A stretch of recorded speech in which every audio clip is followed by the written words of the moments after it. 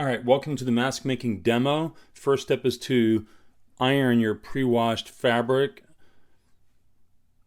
That just makes them a little bit more evened out and spaced out better. We're going to wash them again after the fact so that everybody's as protected as possible.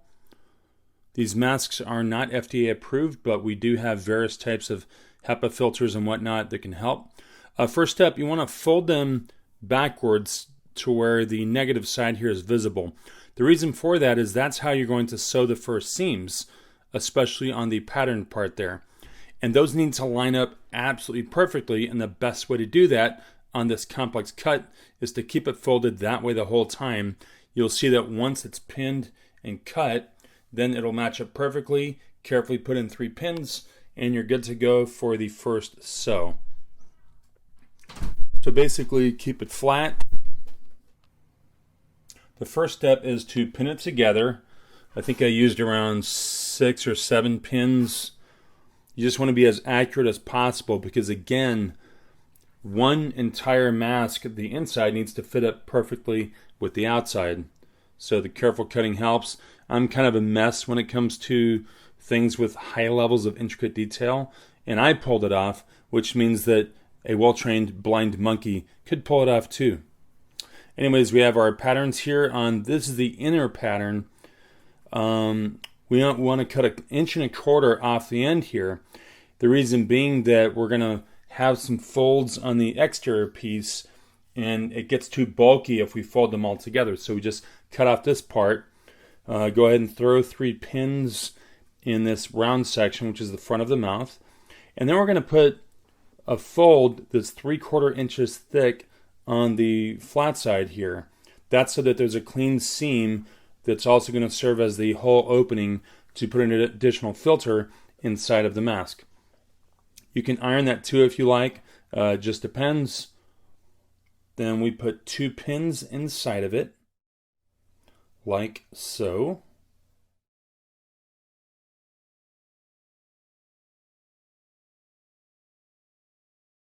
Alright, so we've got pins in both of these. Like I said, you only need about 3 on the round edge, but that's what we'll sew first. That's arguably the most important seam on the whole thing because those got to line up so that they'll line up with one another. Alright, typically the fabric that we'll be using for the inside layer is going to be a little thinner. So it tends to gather up and bunch right here when I sew, and I'm not a seamstress, so I kind of wing this stuff, but I do make sure it's structurally integral before I allow anybody else to use it. So I kind of start a little further in because, again, it's flimsy, and I'm not using any kind of, I don't know what it's called, that fancy stuff that you put together with it that stiffens it up a little bit. So I just kind of backtrack a little bit just to kind of get that first round in, and then I go kind of slow to really mark my, because I'm gonna go over this twice, so I just kind of want to mark my first run through, and then also take these needles off. So as you can see, I don't know, is it close enough? As you can see, it's a little messy right here on this end. So I'm going to just fix that on the second run through. So running it through twice is really just to make sure it's secure and it's not going to fall apart when somebody's wearing it.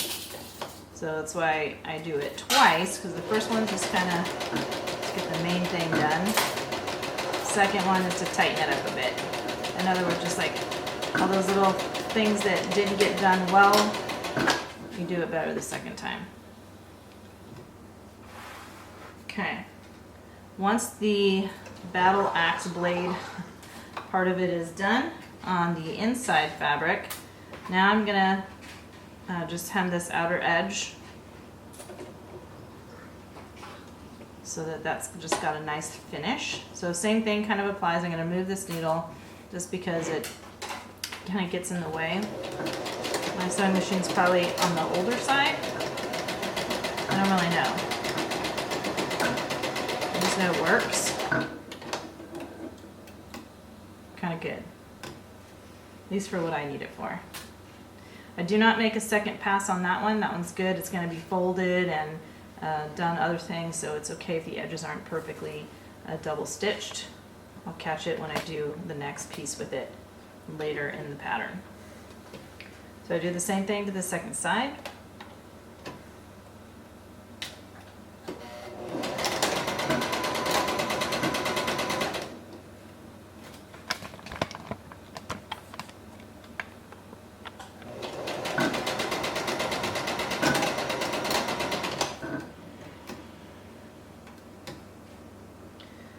Okay, so I'm going to set the internal piece to the side after. I'm just going to go here because I'm going to end up turning this out. So I'm just going to cut off some of this excess fabric that's going to just make it super bunchy when I try to turn it out next time or later. Okay, so now we're taking the outer layer, and this has the right side facing each other. So we're going to go ahead and just sew that. This doesn't have to be double sewn, or this one does have to actually be double sewn. So first round as the last, just kind of marking that first time through.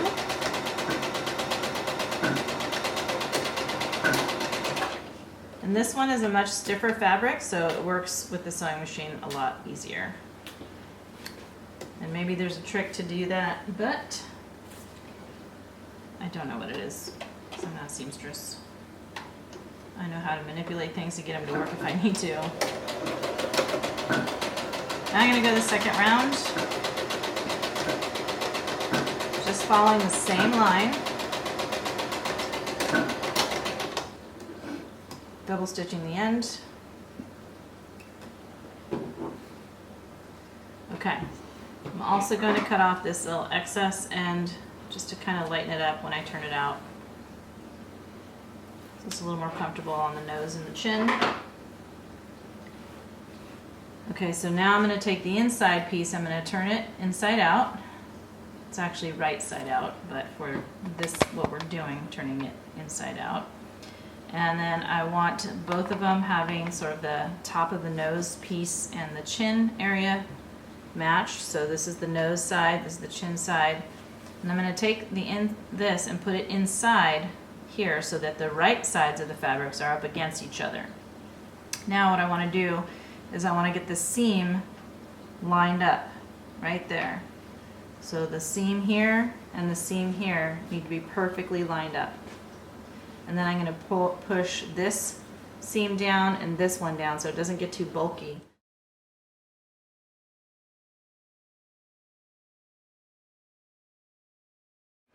And then I'm going to pin it down so that the seams, the flaps, stay down so that when I go over that with the sewing machine, it'll just pass over that pretty easily.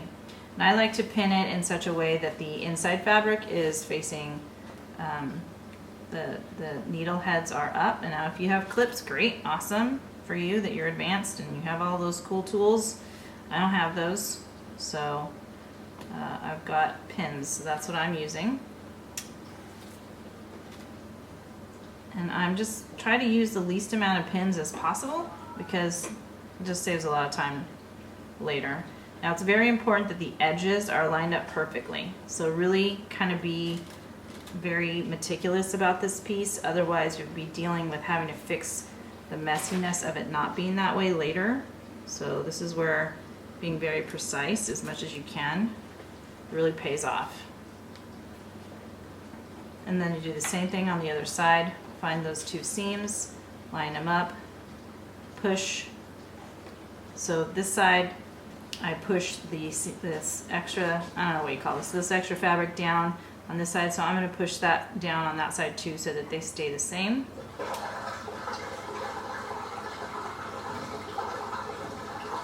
And then line it up.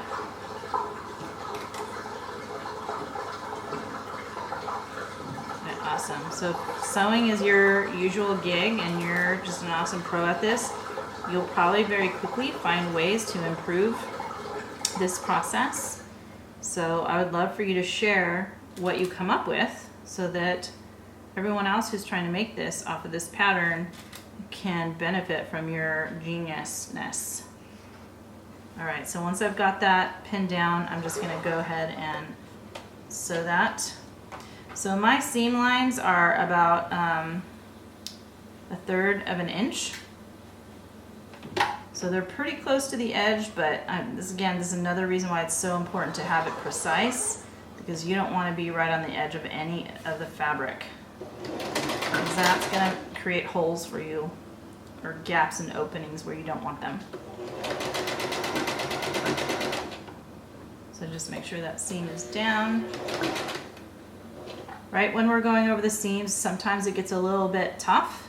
If you know how to adjust the tension, mine is at my max give here, so I have to kind of pull it through to help it along so the needle doesn't get stuck in one spot.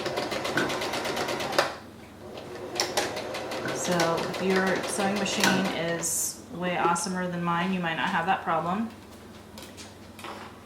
Okay, then I just take those pins out. I just try to cut off these extra pieces of thread as I go so I don't have to remember where those ones are hanging out.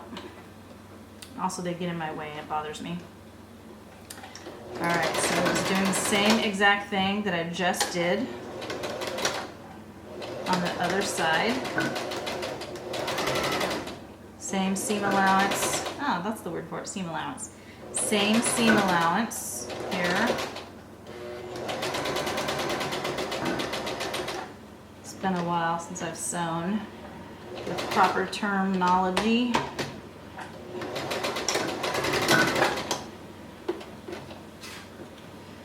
Also, you have to figure out what the right foot for your sewing machine is. I couldn't find the regular foot. I found this one. I'm not sure what all this jazz is, but you don't need it necessarily for what this project is. But it works for what I'm doing, so I'm using it. Alright, so once you get that sewn here and here, now it's time to turn it right side out. So you grab the seam allowance on both ends, you pull it open, and then with your fingers you push through one end into the other until you see it pop out the other side. You're going to grab the inside, both sides, the inner layer, the exterior layer of what you just pushed through, and then use your other hand to push the rest all the way through so that now it's right side out. And you start to see that mask start to take its shape. Okay? Alright, so now we need to reinforce these edges because they're kind of wanting to fold in. So we're going to go ahead and use some pinning. And you could iron, you can do this with an iron if you want to. I found like this was easier for me, but if you wanted to figure out how to do this and just press it with an iron so that it holds in place, great. You know, if you got clips and you want to do it that way, awesome. The whole point of what you want to do is you want to get it so it's not folding in on itself here, and you've got the max width of the space of the surface open in the mask. So just keep manipulating it until you get it as flat as possible, and take the time to do this. I know it's a little bit of a pain, and if you're not a details person or a crafty person, this might be a little bit painfully detailed for you, but you know, I guess the mask will work just the same if you don't do this, but it just might not look as nice. So up to you. I like how it looks better when I take the time to do this. And our customers like it better too. So if you're making it for someone else, they'll enjoy it as well.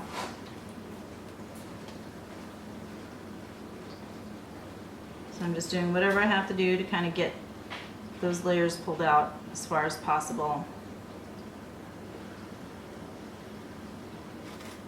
And I'm trying to use the least amount of pins as possible.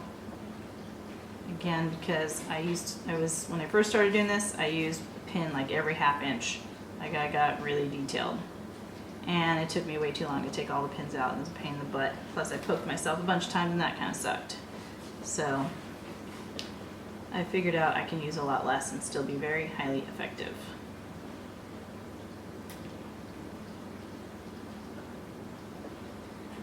Okay, so what I also like to add in here on the edges is to fold over this end. So we're just gonna, tuck in that side just so you can kind of get rid of that raw edge that's there. It's for a little bit more of a finished look, and for a little bit more structural stability. And we're going to do that on all 4 sides.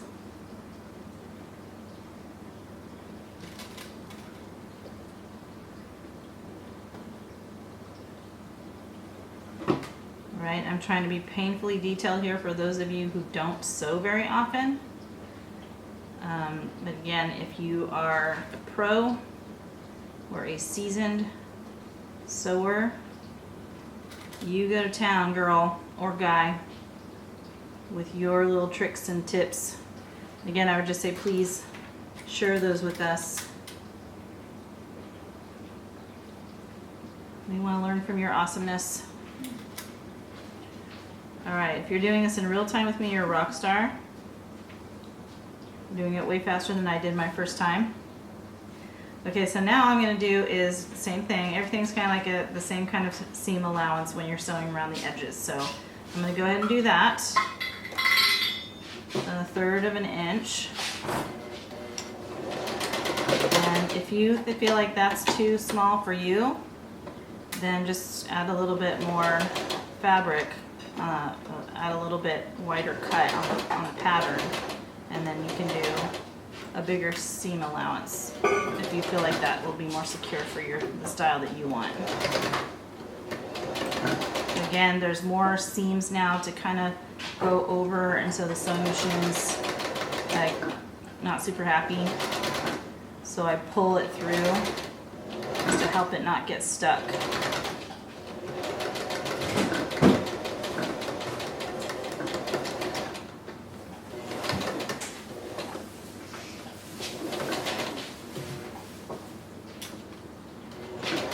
Taking the needles out on this last part because it's a little thinner there, and sometimes a sewing needle gets stuck on the pin. Alright, I'm taking these ones out first before I do the other side because they're kind of stabby, and I don't have a lot of grace with this yet. And my thread came out.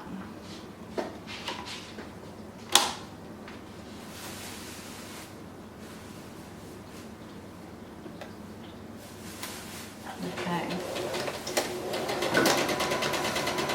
So on those ends, it's not super necessary to double stitch it or back stitch it because that's going to be it's going to be folded over and stitched later like that. So it'll get reinforced. Just kind of there right now just to hold it in place.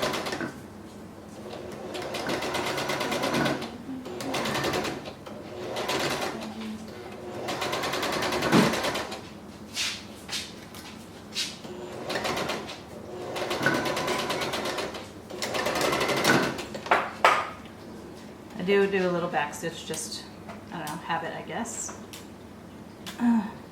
Okay, so now that we've got those down, I just want to show you really quick what that just did, because it's kind of neat. Getting all this excess fabric thread off. Too short. Oh, I got it. So what that did was created a really nice stitching border around the edges. Okay, so now we want to make room for the wire. So the way that it's shaped, this is the nose, this is the chin. They're very similar. You'll get used to it as you start working with it, noticing the difference. With this one, you can see kind of hooks a little further.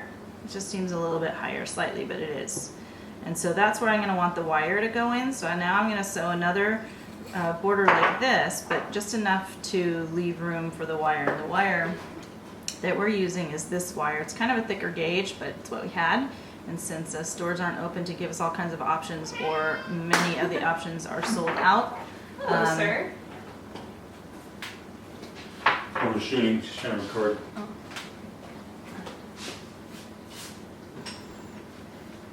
So since we're using this gauge, it's kind of thick, but it's what we already had. Many of the stores have lots of different options, but we didn't.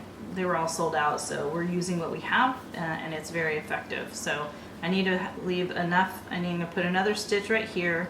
I'm creating a pocket to be able to slip this in, so that it ends up being right here around the nose, so that we can press this against the nose to hold it in place. So I just got to create that little pocket. So I'm going to do that right now, making sure I have the top where the nose is, so I don't end up putting a spot for the wire at the chin. I did that once. That wasn't fun. Okay, so I'm leaving about the same exact seam allowance as I did with all the other seams, and that worked out perfect, so I just kept that.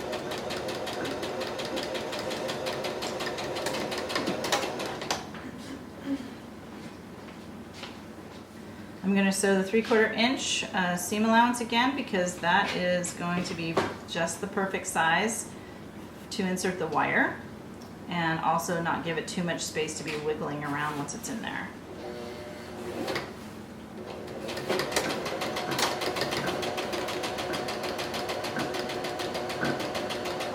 So it's a 3/4 inch seam allowance from the last seam, not from the edge of the fabric.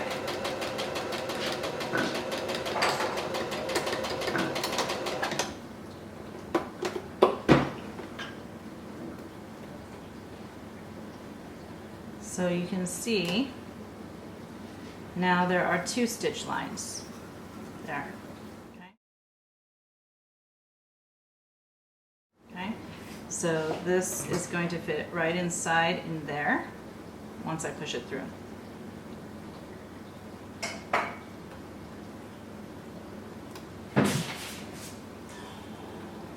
Okay. So I'm going to go from this end and just push that right on through. Now it usually gets stuck right there at that spot because of all those little seams that I've folded over. So I just kind of wiggle it till it breaks through, just to try and figure out what side of the seam I'm on, because I can't remember. But if I just play with it a little bit, it always gets through. Okay. So then I find kind of like where that halfway mark is, and I give it a little bend just to kind of go with the fabric a bit, the pattern, shape of the mask. Okay, so now we got that in there. Awesome. All right, so now we're going to create the, start to create that reinforced flap where we'll end up putting the elastic loops.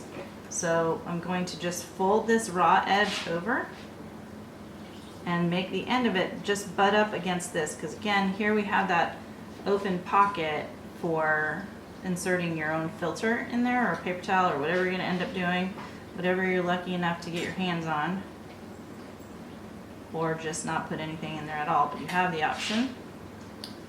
So fold it over. I don't want to fold it all the way over because I'm going to put elastic in there, and elastic's kind of thick, so I'm trying to leave some space for that elastic to have room without the fabric being double, tripled over a bunch of times. Otherwise, again, that makes it harder for the sewing machine. Well, it does for mine anyway. If you have like an industrial one that can just like pound through 3 layers of brick wall, then no big deal for you. But mine does not do that.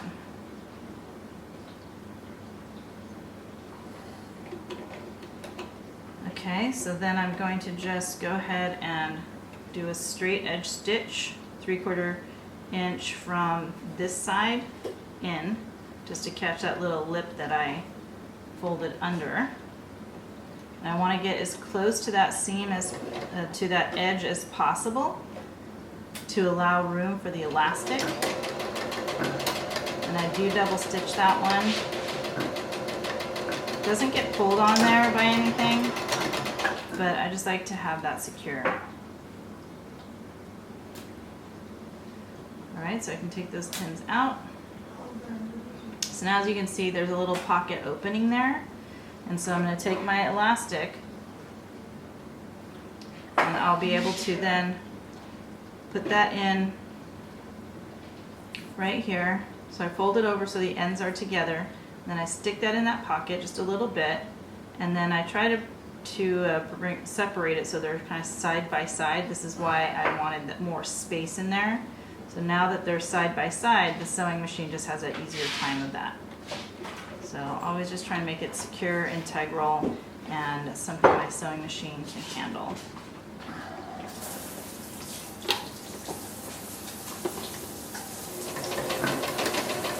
And do back stitch that quite a bit. I would go over like 5 or 6 times because that part gets pulled on a lot. I mean, that's the primary area that has to be strong. It's not gonna have to take on a lot of pressure, but pretty much all the pressure is going to be right there. Where there is pressure, it's going to be there. Okay, same exact thing, other side. I just stick that in. I try to match what I did over here, so I take the bottom layer of the elastic and pull it out so that they look the same. See, the front one's on top there, just like it is there.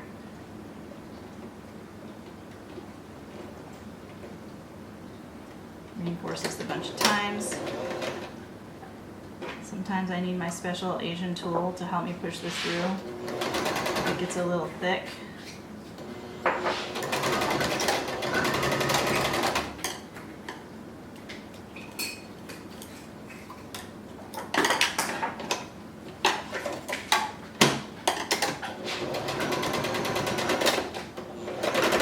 It's really important to go multiple times here, so whatever you gotta do to get that going without breaking your machine is really important.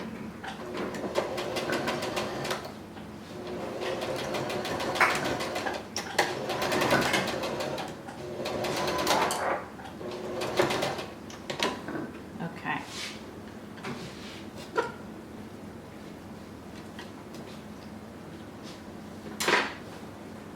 All right, now we're going to put a pleat on this so that it fits on the side of the face a little better. Now we're only going to put the pleat on the outer layer because that gives a little bit of an opening on that inner layer to insert the fabric. So we're going to go have a pre-cut piece of cardboard to know how thick I want that. We're going to remember where the wire is so we know the top of the mask. And we want that pleat to face down, okay? So when I say face down, I mean it's a down facing pleat versus an open to the top pleat. So we want an open to the bottom of the mask this way. And why? I don't know, so rain doesn't get caught in there? I'm not sure. We just made that up. I just like how it looks. So if you don't want to do it that way, that's fine. The idea being that you want the pleat to be about as thick as this cardboard cutout, which is 3/4 of an inch. And that seems to be the perfect little, that creates the width of. So the edge should be, when it's finished, about 1 3/4 inches wide. And so you have to adjust the pleat to where it is that width because that gives the best hold around the head. Ideally, the pleat would be 3/4 inch thick to create a 1 3/4 inch width overall if the seams on the top and bottom of the mask are thin enough to where there's not a lot of extra fabric. Either way, please try to adjust it where it's 1 3/4 inches wide.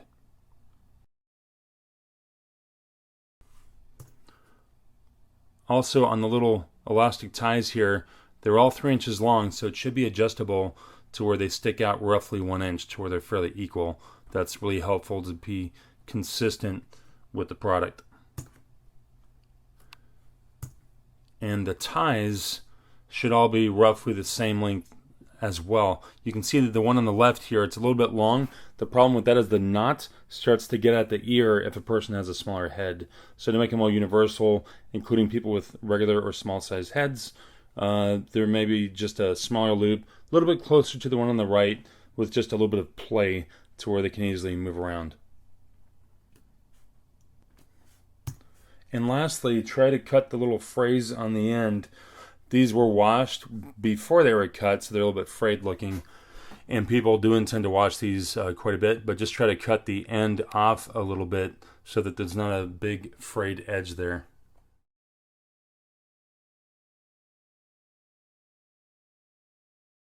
with this, which is 1 3/4 of an inch. And that is what we found to be kind of the perfect size. Everyone in my family tried it on. We're all adults, and that seemed to be the size that worked really well. Okay, so I want to pin that. And I'm going to go over it once here and then once here.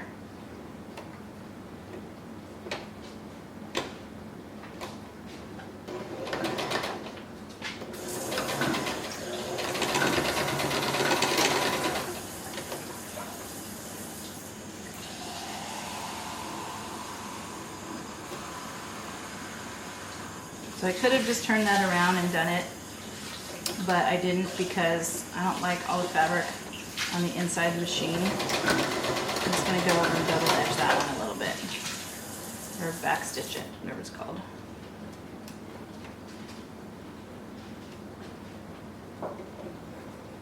Alright, so now I'm going to go across the top.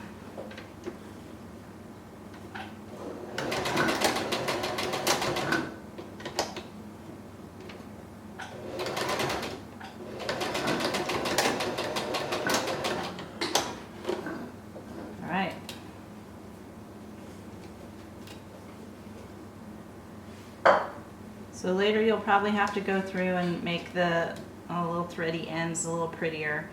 But I'm just trying to cut off the excess so it doesn't get in my way while I'm working. So that's how that's going to look on that side. I'm going to do the same thing on the other side. You can see how that's starting to come together and be a very nice, well-fit mask.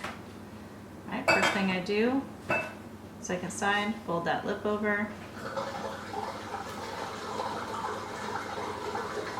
You can talk during this part, you guys. He's just going to fast forward this. You can do a fast motion on this part if you want to talk. You don't have to talk. You can if you want to. You can make noises and talk and do whatever you, yeah.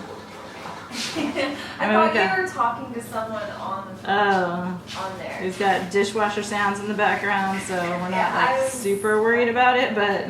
I thought that. Ooh, you okay? Yeah. Oh, it was me, sorry. Oh, okay. Cracking the eyes. Oh, okay.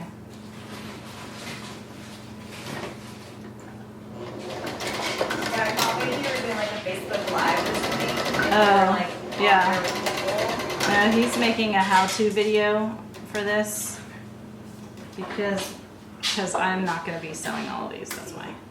So he's going to get people to do it, and they need to know how to do it. So this is like an instructional video. Hey, that's awesome. Yeah. Oh, you're already done filming? No, but this part we've already filmed with all my instructions, so we're just gonna show it. We're gonna show it, but it'll just probably be like fast motion. Okay, tight. So in other words, the audio doesn't matter right now.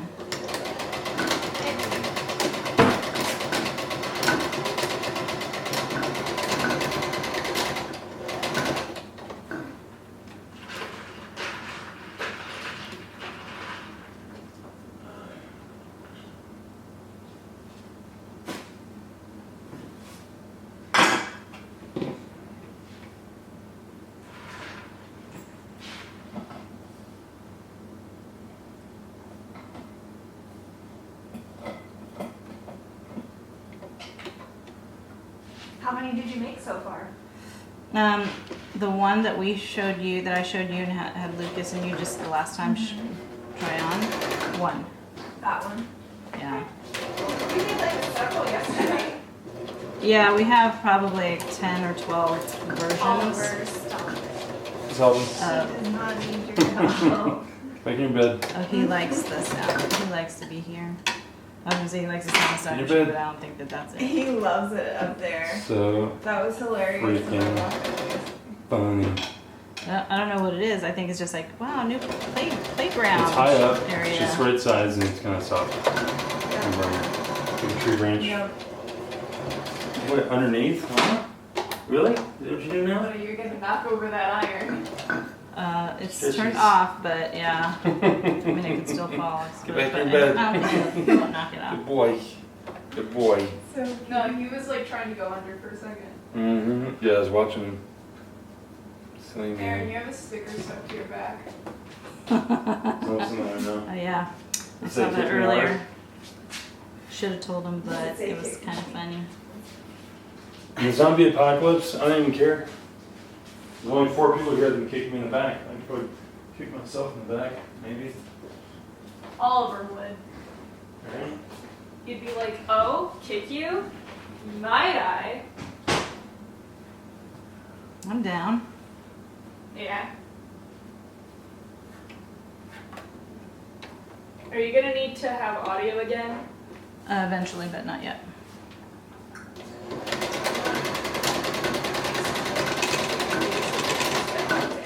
Sorry? This is the emptiest this area has been all day. Which area? The kitchen? Yeah. Oh yeah, probably Aaron did some dishes or something.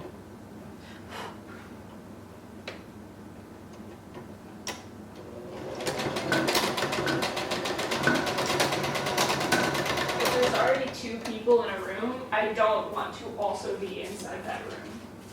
Oh, I see what you're saying. People-wise. Yeah. Also, Aaron's just like big, so he's like 1.5 people. And that's Yeah, it just, takes up some space. that's too many fucking people. Okay, so now that we've got the pleats in, the wire in, and all the major edges sewn, one of the things that I wanted to point out is how we still have this pocket open. So this is where the filter would be inserted on either end.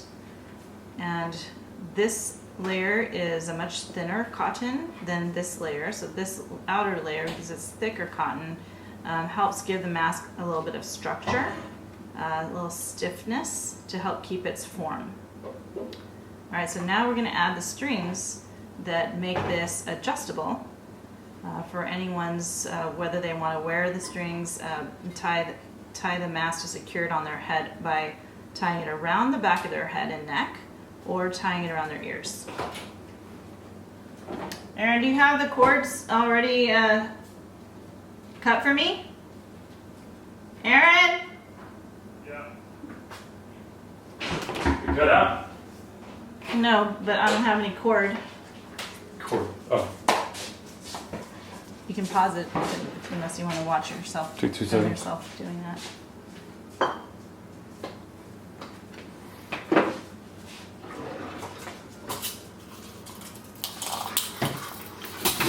Is that length fit 20 inches? 20. The last one was 20 inches. I'm gonna do a sewing trick here that I forgot. What's up, little buglies? You doing the buggles? Oh, you know your little bugly name, huh? You Right. know your little bugly name. Oh, you want to go outside? Scissor. I guess these ones. cut on that? the Oh. ones are- I got. Don't forget the bug. Yeah. Your sticker says fabric Those are not the quarters. same. Says what? Fabric quarters. Oh, cool. That's awesome. Okay, remove all of these things. Yes. Okay, let's get it out and then turn on the camera.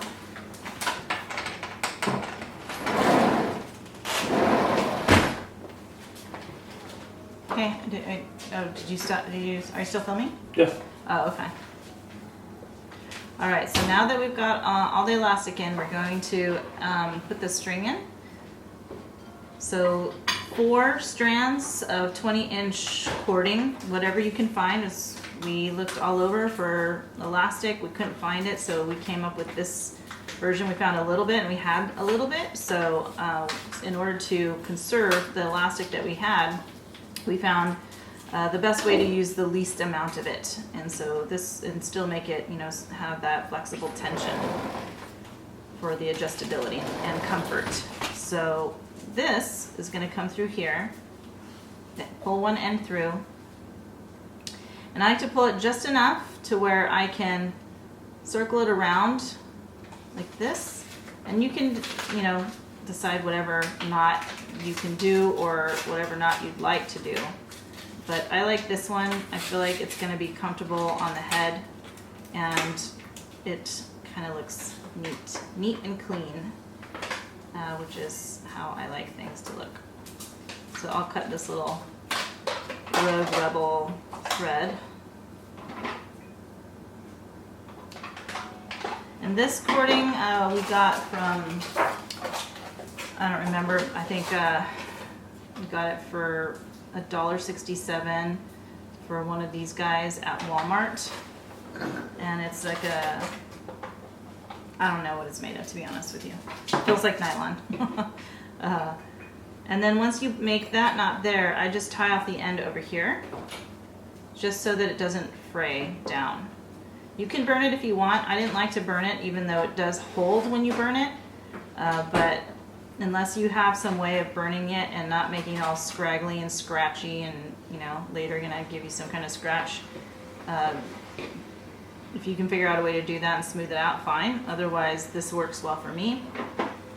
And I just cut off those little edges to make it look a little cleaner. Shouldn't take that long, but that's basically what it looks like.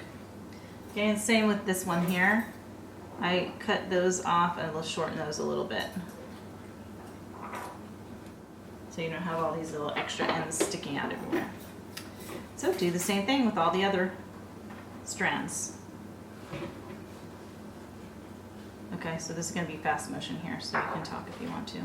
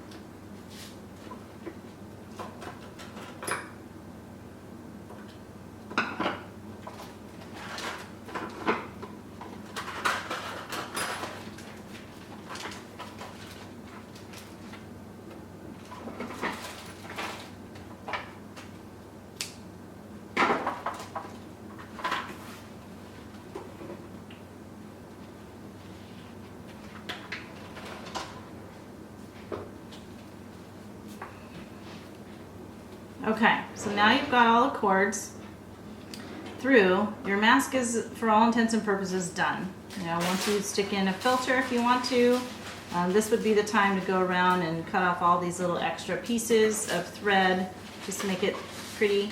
And if you have the luxury of being able to choose all the different colors of threads to match The fabric's great. I didn't have that luxury, so I'm just using whatever I have.